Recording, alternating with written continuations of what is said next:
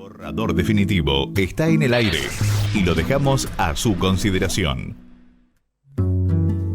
Muy bien, y ya estamos en comunicación con nuestro compañero Luis Cuello en la ciudad de Rosario. ¿Qué tal, Luis? Buen día. Buen día, ¿cómo andan ustedes? ¿Todo bien? Todo bien, lindo día de sol. Parece que se encarrila este septiembre hacia la primavera ya definitivamente. Veremos. En este país uno nunca sabe. Sí, hasta en eso nos han cambiado las referencias. Sí, porque me quedé picando. Hablaron de la selección argentina, pero no hablaron de la celeste del maestro Bielsa. Porque nosotros estamos en Argentina, no vamos a hablar de otra selección. Así de chauvinista y nacionalista. Pero vamos a la celeste. Que jugó Uruguay, Ahora se vuelve, sí, en realidad jugó como juegan los equipos de Bielsa, a presión, presión constante y todo vértigo, lo cual vuelve a los partidos ciertamente interesantes. Por supuesto. Bueno. Además estaba el maestro y uno de sus discípulos, porque Berizzo fue integrante del famoso equipo de Newell's que salió campeón 2 veces con Bielsa. Exactamente. Ahora Bielsa tampoco es una persona tan efusiva. Vi un saludo al comienzo que fue ahí como frío, ¿no? Entre Bielsa y Berizzo. Pero creo que son las características. Sí, pero al final lo enfocaron ahí y hubo un abrazo ahí cariñoso. Sí, bueno, vamos a lo importante, Vamos a lo nuestro, a lo que te traje, dijo Bart. Le dijeron a Bart, mejor dicho. No, la idea de hoy es la idea que tenemos siempre, en todo caso, es tomar algún tema que haya sido nota o de alguna manera relevante en la semana y tratar de charlarlo, masticarlo, ver si podemos aportar algo a la confusión general. Estamos hablando del acto que muchos llamaron negacionista y que nosotros preferimos hablar de reivindicativo en todo caso, y después vamos a tratar de explicar por qué no negacionista, que es el que protagonizó la candidata vice de Milei en la legislatura del centrista Larreta, reivindicando abiertamente el golpe militar de 1976. Golpe militar que, recordemos, tuvo como previo, como antecedente, como camino, digamos, lo que hablamos en el primer bloque, entre, por ejemplo, la matanza de La Plata, pero tantas otras masacres que se hicieron a partir del gobierno peronista, aquel que nunca reprimió. Ahora, Milei lo hace consciente, digamos, el sector de Milei lo hace muy consciente, me da la impresión a mí, para ganar el voto de un sector de ultraderecha que da la impresión viene creciendo. En todo caso, no sé si ideológicamente, pero viene sí creciendo. Indudablemente, en esta postura de correr el arco un poquito más allá, por derecha, Milei los primerea a todos al resto del arco político y en todo caso rompe o intenta romper con un consenso, me da la impresión, que estaba establecido a partir de la recuperación de la llamada democracia ya por el 83, que buscaba tapar lo que había sido el golpe militar con aquella teoría tantas veces explicitada y creo que nunca muy bien entendida, que era la teoría de los dos demonios, que muchos explicaron, pero que nosotros, así yo guasamente puedo decir que unos señores malos ponían bomba y mataban inocentes, otros señores vinieron a tratar de terminar con eso y fueron tan malos como los otros, después el pueblo luchó, consiguió la democracia, lo juzgó a los dos y se terminó esa historia.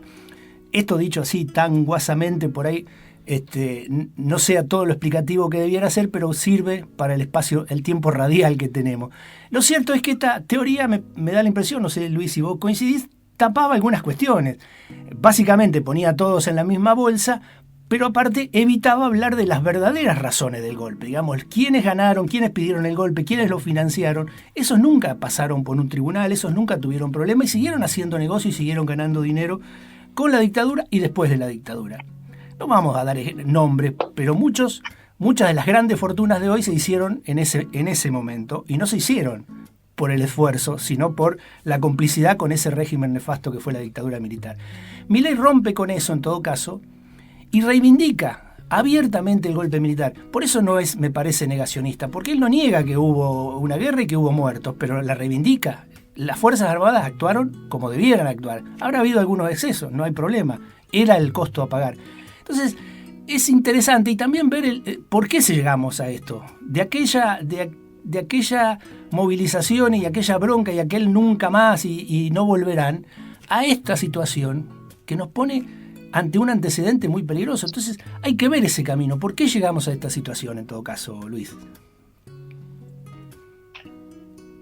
Mirá, sí, esto coincido en general, es muy difícil resumir la historia en pocos minutos, pero mira, volviendo un poquitito a la referencia a la masacre de La Plata, en esos 2 años en que se forma las 3A, que ya venía con grupos como la CNU y los distintos grupos fascistas durante el peronismo, alentado por el propio gobierno peronista, se contabilizan 700 muertos en 2 años, lo cual demuestra la desigualdad, ¿no?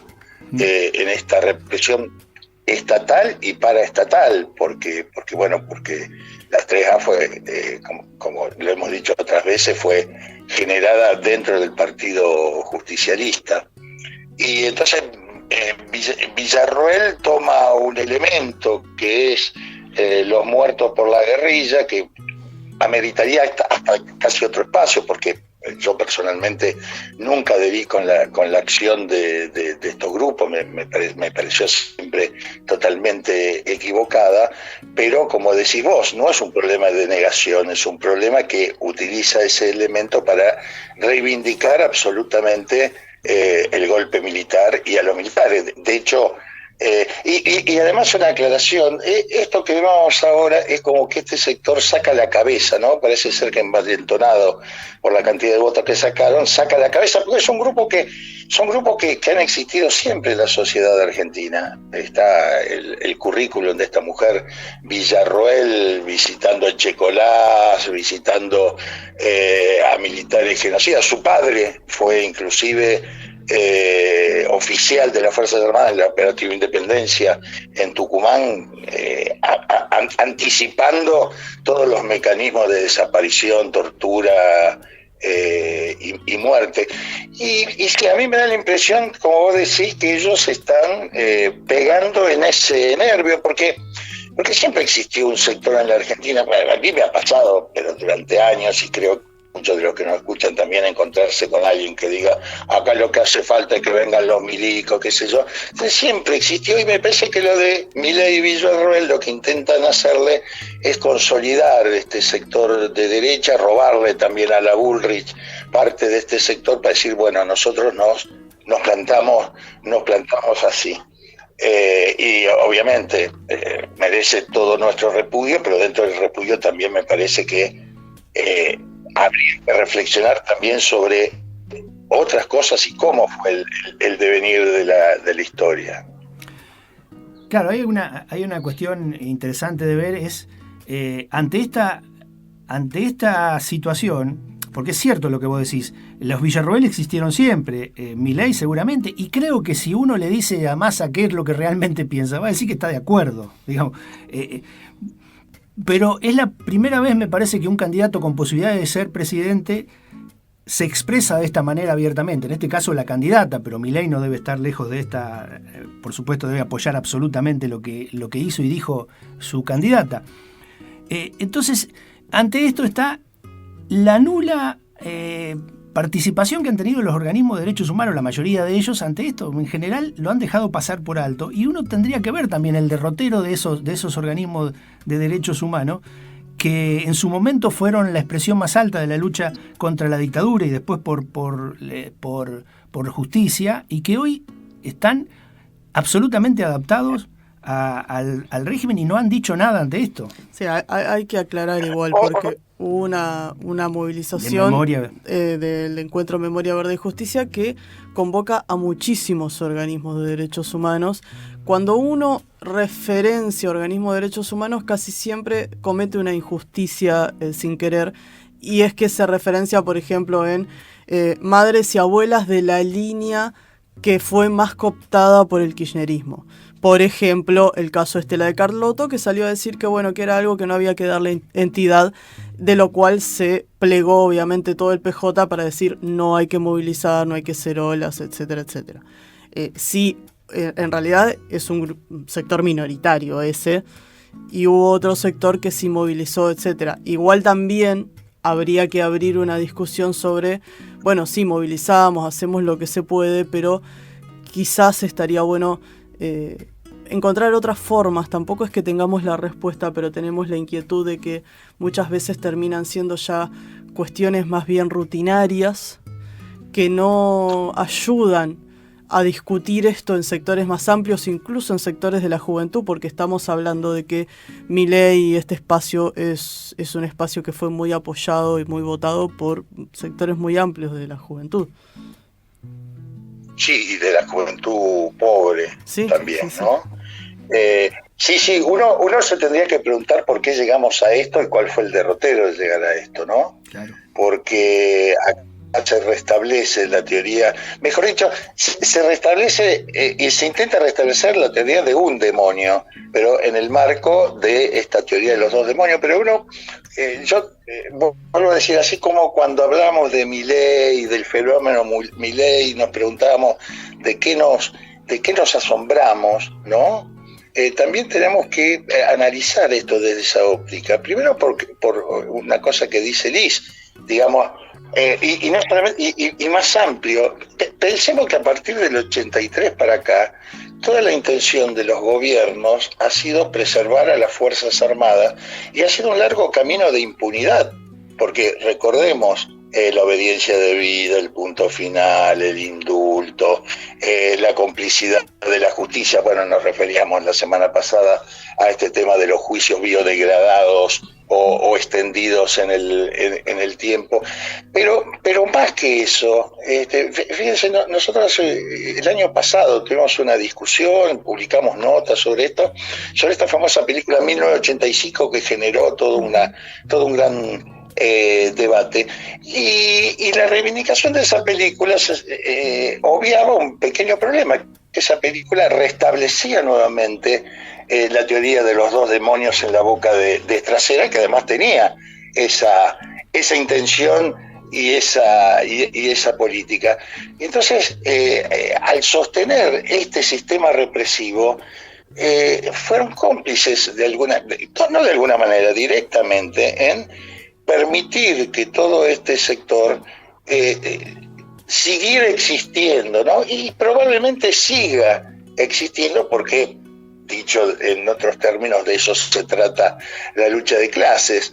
El problema es cómo enfrentarlo. Sí, no resuelve las cosas, ¿viste? Las técnicas de hoy de poner un comunicado en el Facebook o en el Instagram, sino el problema de cómo enfrentar seriamente esta cuestión, y también de interpelarnos en la acción de quienes hemos defendido permanentemente o quienes hemos denunciado permanentemente este mecanismo de impunidad. Porque, como dice Liz, esto en los sectores, en algunos sectores jóvenes está perdido, queramos o no queramos.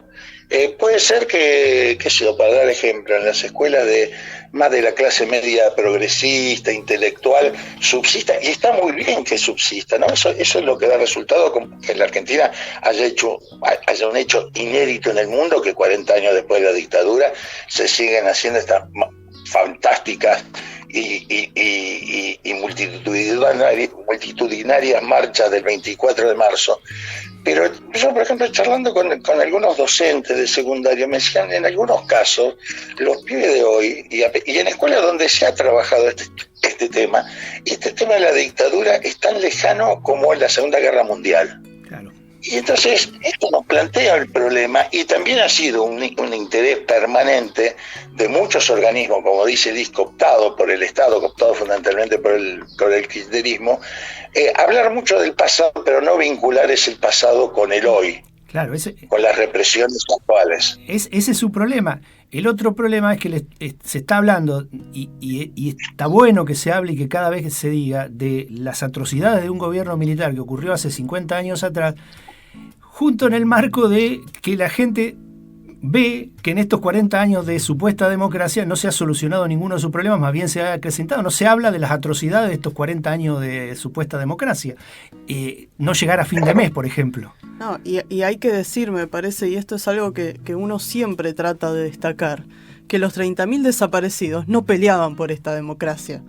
Que esta democracia, la verdad, los 30.000 desaparecidos estarían, si hubieran sido jóvenes militantes hoy en día, también estarían peleando contra ella, porque no pelearon por que uno no pueda llegar a fin de mes, porque no haya para morfar, porque la mitad de los pibes estén bajo la línea de pobreza. Me parece que eso es algo que hubo todo un discurso que se encargó de tapar.